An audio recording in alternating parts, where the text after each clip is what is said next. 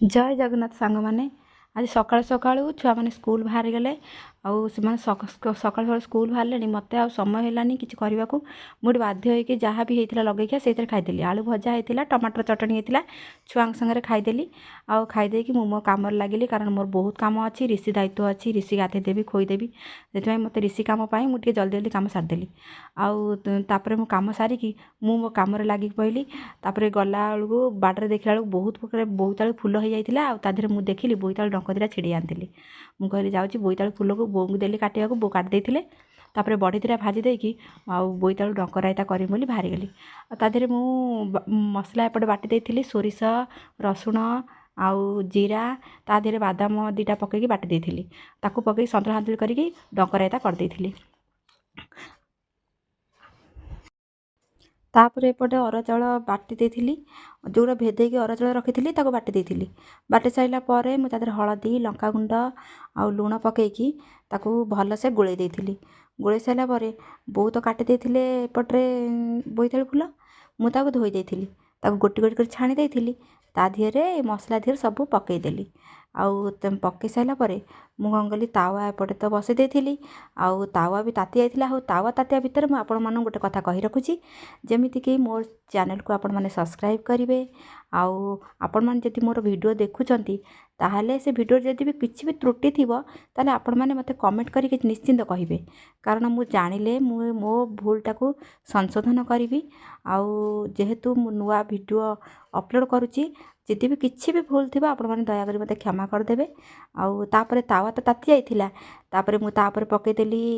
फूल को पकई देथिली पकई देकी तावार गोटे कथा लक्ष्य करिथिबे तावा तातिले तेल तातिले तापर आपण फूल बरा को पकईबे नहले तो जमा उठिबनी आउ भारी कष्ट हबो उठियाकू आ मु तापरे कोन कली गोटी गोटी करिकी सब पकईली आउ मते आमर सेपटरे जेतेबेले मो बाप घर पटरे बहुत फूल हुए जाफल कि मु फूल भितर आउ गोटे फूल पुरेकी ताको गोलेकी एमती आण सहित थुए एठी जेहेतु फूल संख्या कम से मते सिंगल फूल थोइयाकू पड़ुची आउ ताके एमती गोटी गोटी करी थोइदेली आउ यही सबजाक बरा को मुझे पकईदेली आ गोटी गोटी पकईला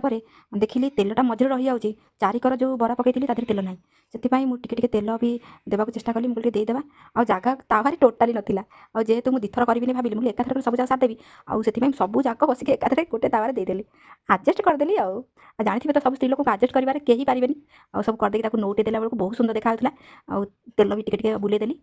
भल देखा तो सब जाक नोटे काटिदेली सब जाक जॉइंट हो जाता तापर देखला सब जॉइंट हो मुझे अरे सब जाक तो जॉइंट हो देखिए पचरे छड़ेदेवा से करके सब जाक कड़ाकड़ी करदेली बहुत बढ़िया होता बहुत सुंदर देखा बोईतालू फूल बरा शाशु घरे अल्प मिले कि बाप घर ये समझे चाष करती आ बापा जेहतु चाष करती बोईतालू फूल बरा सफिसीयंट आमको मिलता है आम सब खाऊ बहुत बढ़िया लगे बोईतालू फूल बरा हो सारा पर मुझे भाविली आउ कौन करी कि आण बंची जाता कौन करी आखि आगे पड़ा मंजा से जो मंजा को आगुरी थिला आम घरे से मंजा को छोट छोट पीस कर काटी देकी चकुटी देकी लुण देकी चकुटी देती भलसे धोई देती आउ से जो आण प्रस्तुत था जो बोईतालू फूल करी आ से आण तो किसी पकड़ा पड़ोनी मोर गोटे सुविधा सुजोग होगा ताको मुझे भलसे कौन कली छोट छोट करके कली बरा छोट छोट बरा करें मत तो भारी भल लगे और टिके गोल गोल कर बरा कली कर सारापर भाविली बरा तो होगला आउ कौन करी आउ बहुत गुड़ा आण बंचला कौन करी एम सब भाविली देखा कर सारे देखा कौन भाव कौन करवा ये सब प्रकार रोषे आज है सहित मुझे सोयाबीन तरकारी करी जोटा मुझे भिडियो कर आउ ऋषि कांदार मुझे भिडियोटा करें से मुझे सोयाबीन तरकारी भिडियोटा आज दे पारूनी आमती बरा सब करदेली बरा कर सारापर आउ जो आण को बंचला मु भाविली आउ एमती छोट छोट करी बहुत समय लेट नौ टाइम भी मो पाखे ना ऋषि उठा टाइम होगला आउ करहबनी से कौन कली ना गोटे प्रकार गोटे आइडिया अच्छी जोटा कि करदे एकाथर सब सरीज आउ मत एत समय लगे आउ देखला बेलू बरार चारि पाखे तेल ना सब जाक मझे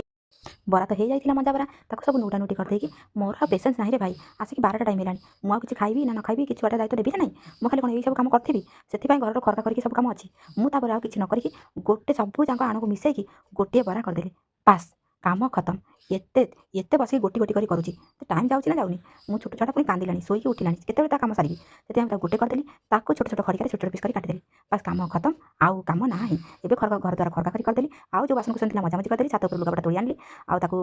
ଆକୁ ବି ଧିମି ଧିମି ଆଞ୍ଚରେ କରିଦେଲି। କରିସାରିଲା ପରେ ଏବେ ବାପାଙ୍କ ନାଗି ଖାଇବା ଥାଳି ପ୍ରସ୍ତୁତ କଲି। ବାପାଙ୍କ ନାଗି ଖାଇବା ଥାଳି ପ୍ରସ୍ତୁତରେ ବାପା ଯେତେବେଳେ ଗାଧୋଇକି ଆସିସାରିଲେଣି, 12ଟା ବେଳକୁ ବାପାଙ୍କ ଖାଇବା, ତା ପୂର୍ବରୁ ଯେମିତି ସରିଥିବା ଦରକାର। ସେଥିପାଇଁ ମୁଁ କ'ଣ କଲି, ବାପାଙ୍କ ନାଗି ଖାଇବା ଥାଳି ପ୍ରସ୍ତୁତ କରିଦେଲି। ଖାଇବା ଥାଳିରେ ଭାତ ଥିଲା, ଆଉ ମଞ୍ଜା, ଆପଣମାନେ ତ ଜାଣିଛନ୍ତି ମୁଁ ଯାହା ରୋଷେଇ କରିଥିଲି ଆଜି ମଧ୍ୟାହ୍ନ ଭୋଜନରେ, ସେସବୁ ଥିବ ଆଉ। ସୋୟାବିନ୍ ତରକାରୀ ଥିଲା, ଆଉ ଡଙ୍କ ରାଇତା ଥିଲା, ଆଉ ଫୁଲ ବରା, ମଞ୍ଜା ବରା, ବାସ୍।